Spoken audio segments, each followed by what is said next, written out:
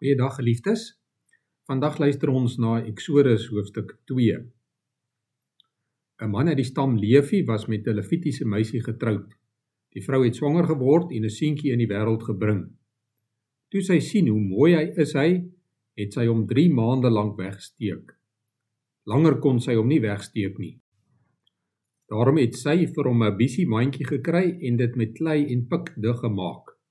Sy het die seentjie daarin neergelê en dit tussen die riete aan die kant van die Nyl gesit. Sy suster het op 'n afstand gaan staan om te sien wat met hom gebeur. 'n Dogter van die Farao het afgegaan Nyl toe om te swem, en die jong meisies wat haar vergesel, het aan die kant van die rivier geloop. Toe sy die mandjie tussen die riete sien, stuur sy haar diensmeisie om dit te gaan haal. By die oopmaak sien sy dit is 'n seentjie en hy huil. Toe kry sy hom jammer en dink, dit is seker een van die Hebreëse seentjies. Sy suster kom sê toe vir die Farao se dogter, mag ek vir u 'n vrou gaan roep, 'n Hebreëse vrou met 'n pasgebore baba, dat sy die seentjie vir u kan laat drink? Die dogter van die Farao het haar geantwoord, ja goed. Die meisie het toe die seentjie se ma gaan roep. Toe beveel die Farao se dogter die ma, neem hierdie seentjie en laat hom vir my drink. Ek sal jou daarvoor betaal. Die vrou het die seentjie geneem en vir hom gesorg.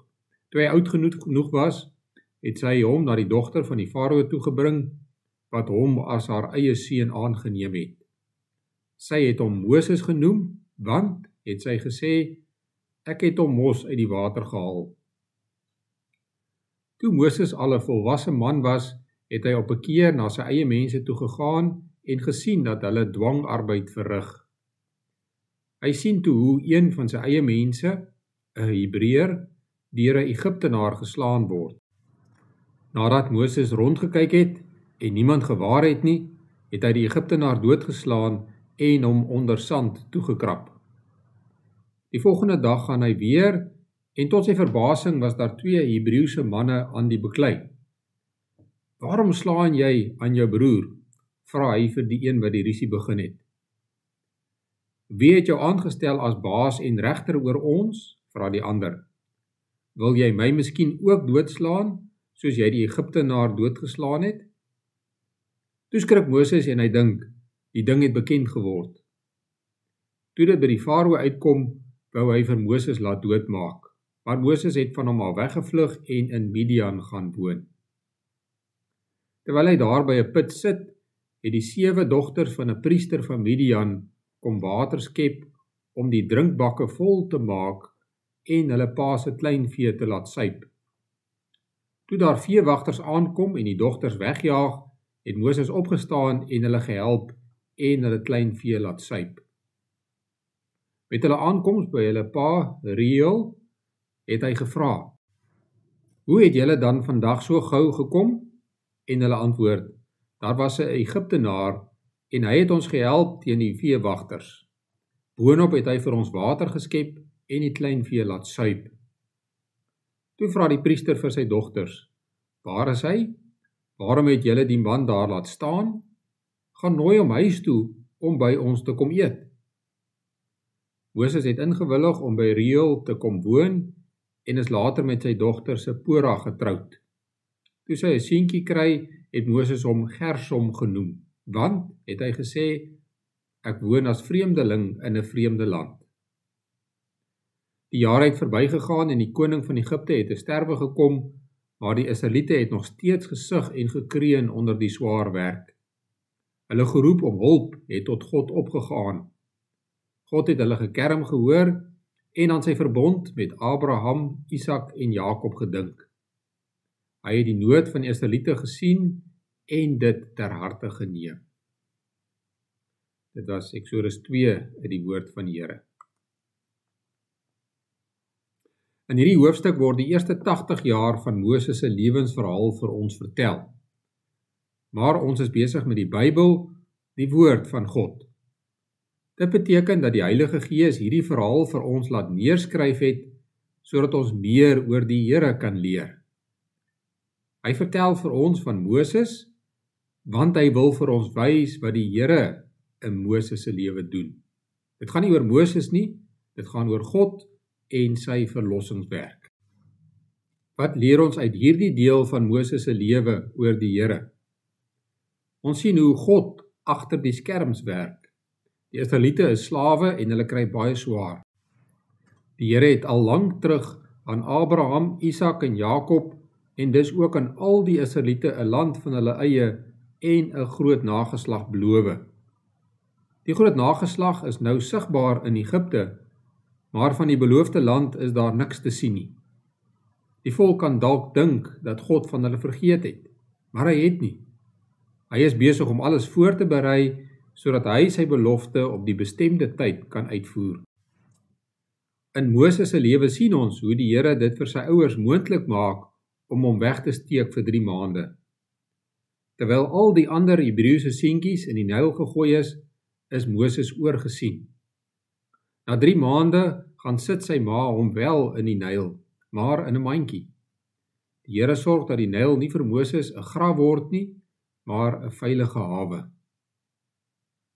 Omdat hy deur die prinses aangeneem is, word Moses groot soos 'n prins van Egipte. Hy word onderrig in die taal en kultuur van Egipte. Hy ken rykdom en voorregte, maar voor dit gebeur maak die Here dit ook vir hom moontlik om in sy eie ma se arms groot te word. Vir 'n paar jaar het sy ma die voorreg om hom te versorg en op te voed. Daarom het hy ook kennis van sy eie volk. God berei Moses voor om 'n middelaar tussen Israel en Egipte te kan wees. Moses is die ideale persoon hiervoor, omdat hy albei kulture ken en verstaan. Dit verduidelik ook vir ons iets van ons middelaar, Jesus Christus. Jesus is die enigste middelaar tussen God en die mens, want hy is ware God en ware mens. Alles wat met Moses gebeur het, berei hom ook voor om die middelaar tussen Israel en God te wees.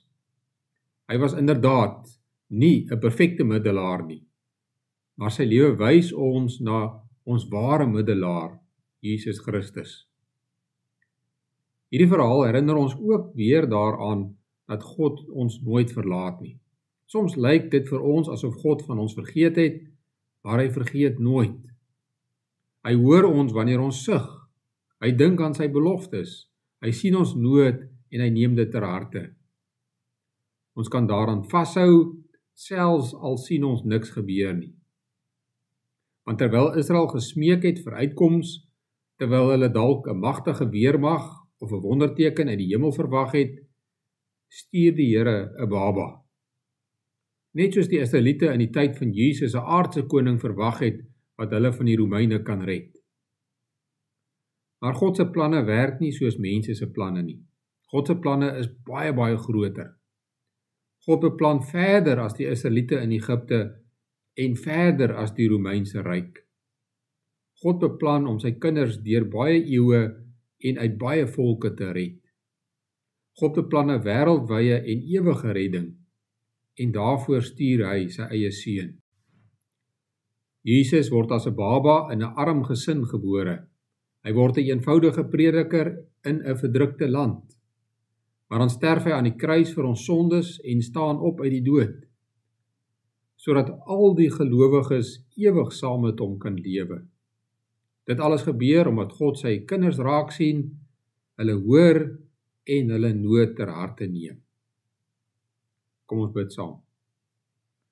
Here ons God, ons wil U vandag loof vir U getrouheid, genade en krag. U doen wat U beloof het. U het beloof dat Jesus Christus as redder gebore sal word en dit het so gebeur. U het ook beloof dat die Heilige Gees op gelowiges uitgestort gaan word en dit het so gebeur. U beloof dat Jesus weer gaan kom en ons sien met verwagting daarna uit. Ons dank U vir U sorg in ons lewe, ook vir hierdie tyd waarin ons leef. Ons dank U vir lewensmiddels, vir kos, klere en 'n huis om in te woon. Ons dank U vir gesondheid en lewenskrag. En dan dink ons aan hulle wat sukkel met hulle gesondheid. Ons vra dat U beterskap sal gee as dit U wil mag wees. Ons doen voorbidding vir ons polisie. Ons vra dat U hulle werk sal seën om wet en orde te handhaaf in ons land. Ons vra dat U hulle sal lei om reg en geregtigheid te laat geskied, en dat U vir hulle wysheid sal gee in die besluite wat hulle neem. Ons bid ook vir ons howe en die werk wat hulle doen. Ons vra dat U ook vir ons regslui sal seën in die werk wat hulle doen. Ons bid al hierdie dinge deur U groot genade alleen. Amen.